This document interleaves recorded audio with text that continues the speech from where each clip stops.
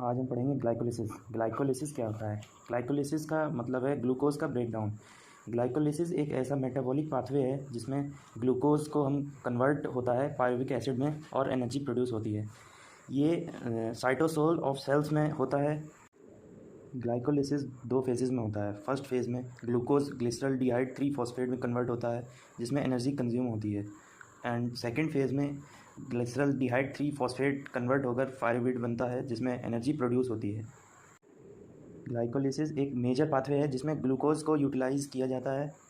Glycolysis reaction में जो intermediates बनते हैं वो हमारे फैट्स और अमीनो एसिड्स के सिंथेसिस में भी यूज़ होते हैं। ग्लूकोज 6 कार्बन मॉलिक्यूल है जो कन्वर्ट होता है 2 पायरुवेट में जो कि 3 कार्बन मॉलिक्यूल है। सबसे पहले ग्लूकोज 6 फॉस्फेट में कन्वर्ट होता है, वो भी हेक्सोकाइनेस एंजाइम्स की प्रेजेंस में। इसमें एक एटीपी कंज्यूम होता है और एक एडीपी निकलता है, साथ में एक इनऑर्गेनिक फॉस्फेट निकलता है। सेकंड स्टेप में ग्लूकोज 6 फॉस्फेट जो है वो फ्रक्टोज 6 फॉस्फेट में कन्वर्ट होता है in the presence of enzyme isomerase enzyme. यहाँ पे आइसोमेरेस एंजाइम इसलिए यूज़ हो रहा है क्योंकि ग्लूकोज एंड फ्रक्टोज आइसोमर्स हैं, तो ग्लूकोज फ्रक्टोज में कन्वर्ट होता है आइसोमेरेस एंजाइम की प्रेजेंस में। फ्रक्टोज 6 फॉस्फेट से फिर फ्रक्टोज 1,6 बाई फॉस्फेट बनता है in the presence of hexokinase enzyme.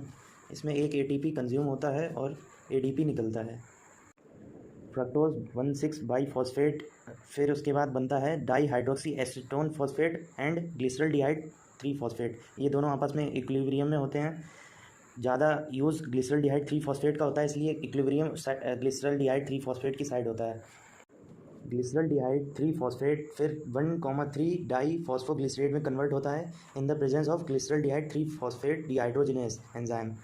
इस प्रोसेस में 2 NADP कंज्यूम होते हैं और 2 NADPH रिलीज होते हैं। ग्लिसरॉल्डिहाइड 3 फॉस्फेट से 2 मॉलिक्यूल 1,3 डाई फॉस्फोग्लिसरेट के बनते हैं जो कि कन्वर्ट होते हैं 2 molecules of 3 phosphoglycerate kinase enzymes की प्रेजेंस में। इसमें 2 ADP कंज्यूम होते हैं एंड 2 ATP निकलते हैं। 2 मॉलिक्यूल ऑफ 3 फॉस्फोग्लिसरेट से 2 मॉलिक्यूल 2 फॉस्फोग्लिसरेट के बनते हैं। म्यूटेशन होता है इस प्रोसेस में। 2 मॉलिक्यूल ऑफ 2 फॉस्फोग्लिसरेट से 2 मॉलिक्यूल फॉस्फोएनोल पायरुवेट के बनते हैं एनोलेज एंजाइम की प्रेजेंस में।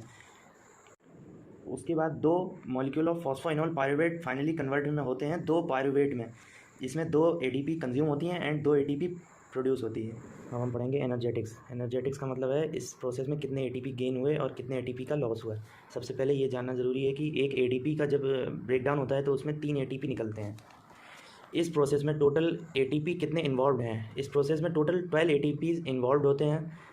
इसमें से हमारे 10 ATP हमें गेन होते हैं और 2 ATP का लॉस्ट होता है, तो हमारे नेट ATP गेन 8 होते हैं।